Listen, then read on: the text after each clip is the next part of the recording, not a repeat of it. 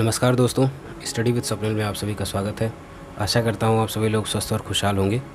पिछले लेक्चर में हम लोगों ने एक्सक्रीटरी सिस्टम में किडनी के बारे में अध्ययन कर लिया था।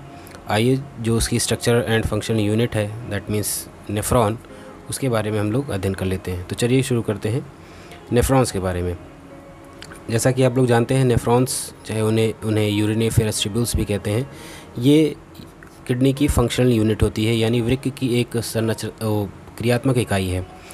क्रियात्मक और संरचनात्मक दोनों कह सकते हैं। जिस तरीके से क्वेश्चंस में आते हैं कि लीवर का फंक्शनल यूनिट क्या है, तो एग्जांपल मतलब आंसर रहता है हेपेटोसाइट्स। उसी तरीके से जब किडनी का फंक्शनल एंड स्ट्रक्चरल यूनिट कहें या क्रियात्मक या संरचनात्मक इकाई कह पूछें, तो आप उसमें वृक्क के बारे में बताते हैं। प्रत्येक किडनी में करीबन 1.2 मिलियन नेफ्रॉन्स रहते हैं। चलिए देख लें कि नेफ्रॉन्स आखिर धारण क्या क्या करते हैं। तो नेफ्रॉन्स जिनमें रीनल कैप्सल्स प्लस ट्यूब्यूल्स उपस्थित होते हैं। रीनल कैप्सल्स के बारे में बात करें, रीनल वर्ड जहाँ पे आए वहाँ तुरंत ही आप समझ लीजिए कि ये शब्द किडनी से रिलेटेड है। ठीक, रीनल कैप्सल्स जिसको मालपीजियन कैप्सल्स भी कहते हैं, वो कंसिस्ट करता है ग्लोमेरुलर कैप्सूल और ग्लोमेरुलस। हिंदी इसकी यही है, एक्चुअली इसमें हिंदी कोई है नहीं, तो याद रखिए इसे रीनल कैप्सल्स मालपीजियन कैप्सल्स भी कहते हैं, जो कि ग्लोमेरुलर कैप्सूल और ग्लोमेरुलस धारण करता है। ग्लोमेरुलर कैप्सूल जिसको हम लोग बाउमेन्स कैप्सूल भी कहते हैं, क्योंकि इसको सर विलियम बाउमेन के नाम पे ही रखा गया था। तो ये भी क्वेश्चन में इंपॉर्टेंट थोड़ा पड़ जाता है कि glomerular capsule also known as, या ग्लोमेरुलर कैप्सूल को या धानी को ये भी कहा जाता है। ठीक, चलिए ये बात रही। ठीक है, अब आ जाते हैं हम लोग थोड़ा सा मालपीजियन कैप्सल्स पे पढ़ाई कर लें। मालपीजियन कैप्सल्स जो रीनल कॉर्टेक्स के में उपस्थित होती है। याद रखिएगा, हम लोगों ने पिछली बार किडनी में हमने पढ़ा था। एक बार मैं आपको सरसरी निगाह से दिखा दूं। कुछ ये कॉर्टेक्स इस एरिया में है, यानी हमारा जो मालपीजियन कैप्सल्स भी होगा वो इस एरिया में होगा। चलिए ठीक, तो मालपीजियन कैप्सल्स को थोड़ा सा हम लोग एनाटॉमिकली अध्ययन कर लें। मालपीजियन कैप्सल्स, ये रहा हमारा ग्लोमेरुलर कैप्सूल। ठीक, यहाँ पर एक रिच कनेक्टेड नेटवर्क आएगा ब्लड वेसल्स का, जिसमें आने वाले को कहते हैं एफरेंट आर्टरियोल्स, यानी यहाँ पे कहा जाए कि जो ब्लड है वो आता है शरीर से और निकलता है, जो यहाँ से छन के एक तरीके से कहा जाए कि जाएगा, वो है इफरेंट आर्टरियोल्स, यानी आने वाला और जाने वाला। एक तरीके से इस तरह से समझ लें कि रक्त आता है और रक्त जाता है। इस एरिया को जो काफ़ी आपने देख रहा हो गुच्छा है, ये इसको कहते हैं ग्लोमेरुलस। यहीं पे ग्लोमेरुलस में हमारा एफरेंट और इफरेंट आर्टरियोल आता है। हाँ, ये जो कप शेप स्ट्रक्चर है इसको ग्लोमेरुलर कैप्सूल कहते हैं। एक्चुअली यहाँ पर ब्लड आता है और छनने की प्रक्रिया, जिसको कहा जाए कि एक तरीके से यूरिन बनने की प्रक्रिया जो है वो शुरुआत हो जाती है, और इसके आगे एक नेटवर्क, जो पाइप का नेटवर्क आएगा, जिसको पीसीटी या प्रॉक्सिमल कॉन्वोल्यूटेड ट्यूब्यूल्स कहते हैं, वो शुरू हो जाती है। तो यानी अगर हम देखें तो बाउमेन्स कैप्सूल जो है हमारा, यानी ग्लोमेरुलर कैप्सूल जो है वो 2 लेयर से बना हुआ है। एक आउटर पैराइटल लेयर और inner visceral layer. Parietal layer अक्सर बाहर के लिए ही होती है बात।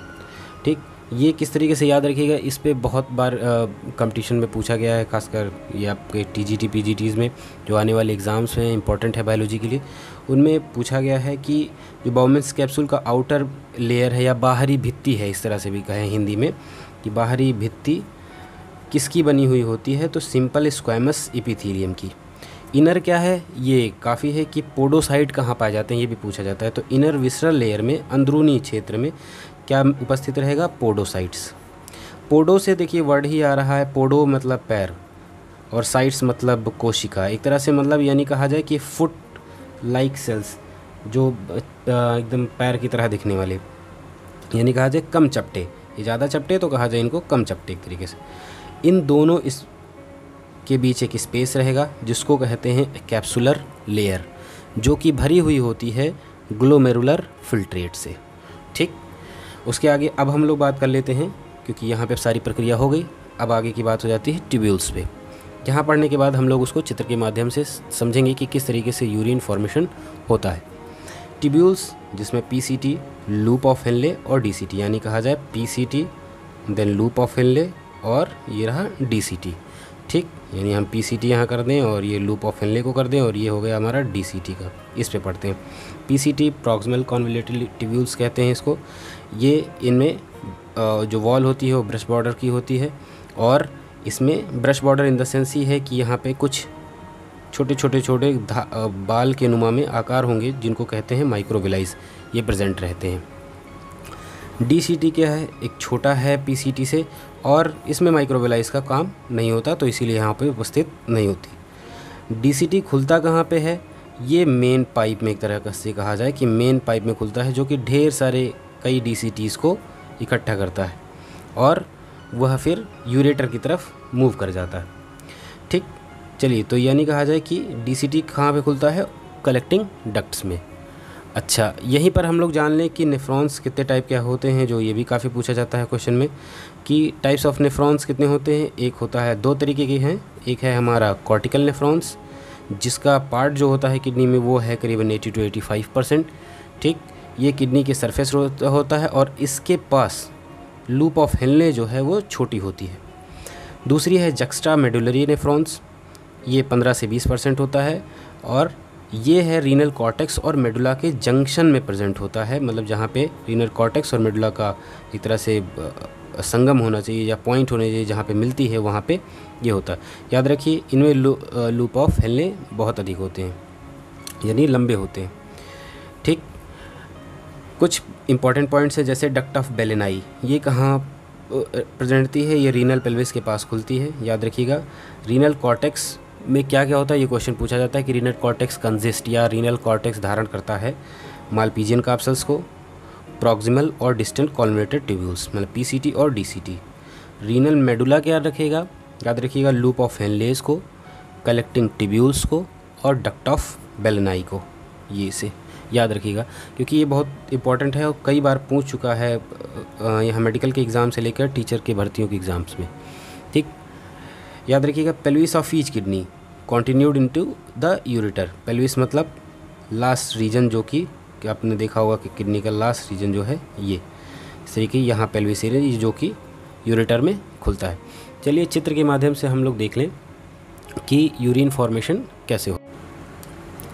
दोस्तों, यह एक चित्र है हमारे नेफ्रॉन का।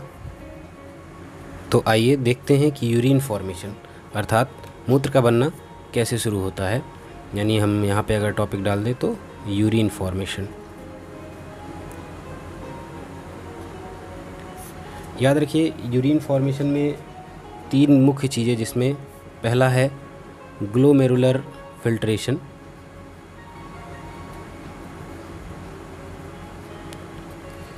जिसे अल्ट्रा फिल्ट्रेशन भी कहते हैं, यानी बहुत ही फाइन फिल्ट्रेशन। इसको अल्ट्रा फिल्ट्रेशन मतलब ही बहुत ही फाइन फिल्ट्रेशन कहा जाता है। दूसरा है सेलेक्टिव रीअब्जॉर्प्शन। याद रखिए, छन्ने के बाद बहुत सी ऐसी चीज़ें होती हैं जो इसके फिल्ट्रेट के थ्रू निकल जाती हैं, उन्हें फिर से रीअब्जॉर्ब करना होता है क्योंकि बॉडी को ज़रूरत रहती है। यह जो मैकेनिज़्म है ये बॉडी का सेल्फ डिफेंस मैकेनिज़्म है या प्रोटेक्टिव मैकेनिज़्म है, क्योंकि यही हार्श कंडीशन में या ज़रूरत के टाइम में बॉडी में एसेंशियल एलिमेंट्स या पानी को इकट्ठा करता है। तीसरा जो हमारा है वो है ट्यूबुलर सिक्रीशन। तो तीन वर्ड याद रखिएगा कि यूरिन फॉर्मेशन में glomerular filtrate, ultra filtration, selective reabsorption और ट्यूबुलर सिक्रीशन का परफॉर्मेंस होता है। तो यानी पहला जो अगर हम कहें कि ग्लोमेरुलर फिल्ट्रेट में, तो फिल्ट्रेशन में अगर देखें तो एवरेज ऑन एन एवरेज देखें तो करीबन 1100 से 1200 मिलीलीटर तक जो ब्लड है वो फिल्ट्रेट होता है, यानी फ़िल्टर होता है 1100 से 1200 मिलीलीटर का। कब? पर मिनट बाई किडनी, यानी पर मिनट बाई किडनी। ये याद रखिएगा, 1100 से 1200 मिलीलीटर ऑफ ब्लड एक मिनट में लगभग किडनी हमारी फ़िल्टर करती है यूरिन बनाने के लिए, और एक तरह से कहा जाए ब्लड को छानती है। ठीक, यानी यहाँ कहा जाए कि एफरेंट आर्टरियोल से यहाँ पे ब्लड आ चुका होगा और जो ब्लड प्रेशर काफ़ी हाई रहता है और जो जाहिर सी बात है यहाँ एफरेंट आर्टियोल से अगर आएगा तो बहुत ही तेज़ी से प्रेशर रहता है, जिससे क्या होगा कि इन पोर्स के द्वारा जो छनने की प्रक्रिया है वो प्रक्रिया शुरू हो जाती है। ठीक, अच्छा यहाँ पे अब हम लोग देखेंगे कि चीज़ें छनती क्या क्या हैं, उनके बारे में हमें देखना है। ग्लोमेरुलस में हमने कहा कि हाई प्रेशर से रहता है, तो जाहिर सी बात है यहाँ पे जो छनेगा उसको हम कहेंगे glomerular filtrate. Glomerular filtrate, glomerular filtrate अगर हम कहें तो वो उनमें जो उपस्थित रहेंगे एक तरीके से, उसमें वाटर काफ़ी मात्रा में। दूसरी बात में अडल्ट डिज़ोल्व जो सब्सटेंस है लाइक यूरिया, घुले हुए तत्व जैसे यूरिया हो गया, यूरिक एसिड हो गया, ठीक, आपका क्रिएटिनिन, अमीनो एसिड्स या अमीनो एसिड्स जो कहते हैं, सोडियम पोटेशियम, ये सभी रहेंगे। याद रखिए ग्लोमेरुलर फिल्ट्रेट का जो एक तरह से कहा जाए कि जो कंसंट्रेशन होगा वो ब्लड प्लाज्मा के ही तरीके का होता है। और याद रखिएगा ग्लोमेरुलर फिल्ट्रेट में प्रोटीन और फैट नहीं होते, प्रोटीन एंड फैट उपस्थित नहीं होते। ग्लोमेरुलर फिल्ट्रेट जो फिल्ट्रेशन रेट पूछा जाता है GFR, GFR की वैल्यू बहुत बार पूछी गई है। याद रखिए ये GFR की वैल्यू जो होती है वो होती है 125 ml पर मिनट, ठीक, यानी 125 ml पर मिनट ग्लोमेरुलर फिल्ट्रेशन रेट होता है GFR, ग्लोमेरुलर फिल्ट्रेशन रेट। ठीक, तो ये याद रखिए पर डे करीबन अगर कहा जाए कि भाई ग्लोमेरुलर फिल्ट्रेशन पर डे के हिसाब से, तो पर डे के हिसाब से 180 लीटर के हिसाब से यह छानता है एक तरीके से कहें। चलिए ठीक, तो ये बातें हो गई। अब इसमें हम देखते हैं कि जो ग्लोमेरुलर फिल्ट्रेशन के बाद हमारा वर्ड जो दूसरा क्या है, सेलेक्टिव रीएब्जॉर्प्शन, वो क्या काम करता है। यानी सेलेक्टिव रीएब्जॉर्प्शन पे जब हम लोग बात करते हैं, यानी या ट्यूबुलर रीएब्जॉर्प्शन, यहाँ पे अब क्या है, सारे के सारे जब ये यहाँ से निकल आएगा तो ये PCT मिलेगी आपको, PCT में ही पूरा का पूरा फिल्ट्रेशन आगे बढ़ेगा और एब्जॉर्प्शन भी होगा। ठीक, तो चलिए इसमें देखते हैं क्या है। PCT में अराउंड 65% जो है ग्लोमेरुलर फिल्ट्रेट का, ये एक तरीके से रीएब्जॉर्ब्ड हो जाता है, यानी पुनः अवशोषित हो जाता है। ठीक, जस्ट लाइक अगर कहें कि कौन कौन चीज़ें एब्जॉर्ब हो जाएंगी, यानी अंदर अगर हम कहें तो ग्लूकोज, ठीक, एक तरीके से कहें, ठीक है, और अमीनो एसिड्स, अमीनो अम्ल, सोडियम पोटेशियम यानी सॉल्ट्स, ये सभी जो हैं वो एब्जॉर्ब कर दी जाती हैं, यानी फिर से ज़रूरत के हिसाब से ले ली जाती हैं। ठीक, यहाँ पे रीएब्जॉर्ब्ड एक तरीके से, यानी कहा जाए फिर से एब्जॉर्ब बॉडी को ज़रूरत नहीं पड़ती, वो है आपका एक तरीके से कहें कि सल्फेट्स और क्रिएटिनिन, ये रीएब्जॉर्ब नहीं होते। ठीक, चलिए आगे अगर बात करते हैं कि है क्या यहाँ पर नेक्स्ट जो बहुत नेसेसरी है वो है वाटर। वाटर भी रीएब्जॉर्ब होता है, पूछा जाता है किसके थ्रू, वो याद रखिएगा ऑस्मोसिस। ये वाटर जो है परासरण के थ्रू, ऑस्मोसिस के थ्रू ये एब्जॉर्ब होता है। चलिए नेक्स्ट आ जाते हैं हम लोग कि भाई जब ये फिल्ट्रेट होता रहेगा, कंसंट्रेशन बढ़ता रहेगा, तो अब आप आएगा लूप ऑफ हेनले की तरफ, यानी कहें हम लूप ऑफ हेनले। ठीक, पहले तो आपका क्या कहते हैं, सबसे पहले आएगा डिसेंडिंग लूप ऑफ हेनले, जो डिसेंडिंग मतलब नीचे करता हुआ, और असेंडिंग लूप ऑफ हेनले जो चढ़ता हुआ है, तो डिसेंडिंग और असेंडिंग। ठीक, यहाँ पे अगर हम देखें तो जाहिर सी बात है डिसेंडिंग और लूप ऑफ हेनले में क्या है, वाटर जाहिर सी बात है फिर से रीअब्जॉर्ब होगा, पानी को काफ़ी निकालते हैं, क्योंकि आपने देखा होगा यूरिन और नॉर्मल पानी की कंसंट्रेशन में अलग होता है। हाँ, ये तब है जब नॉर्मल आदमी पानी पी रहा होता है, तब ज़्यादा पीने पे ये चीज़ें थोड़ी सी अलग होती रहती हैं, यानी वाटर रीअब्जॉर्ब फिर से होगा।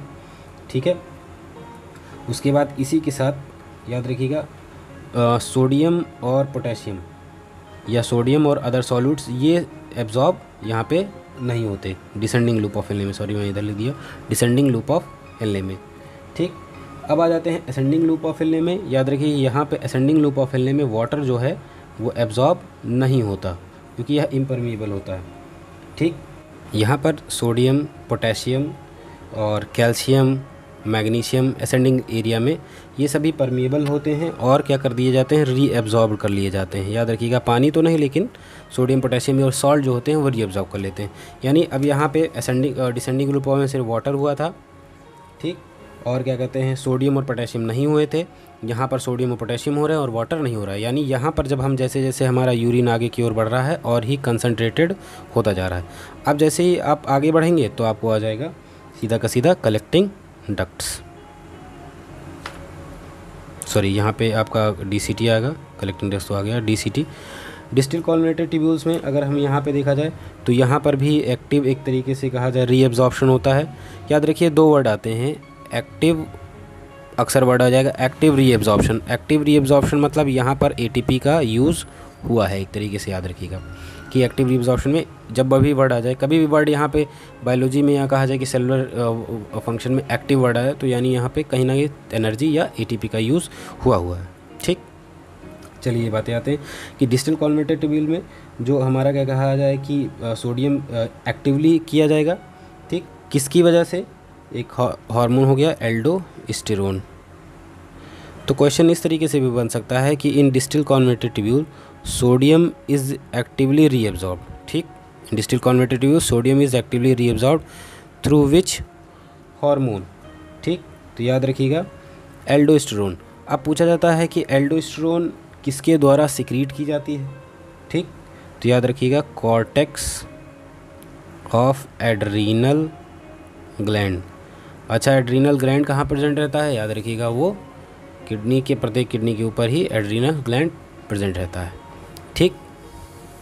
चलिए, तो यानी याद आ गया कि डिस्टल कॉलमेटेड ट्यूब्यूल पे सोडियम जो है उसका रिएक्टिव रीअब्जॉर्प्शन थ्रू एल्डोस्टेरोन के थ्रू होगा, ठीक।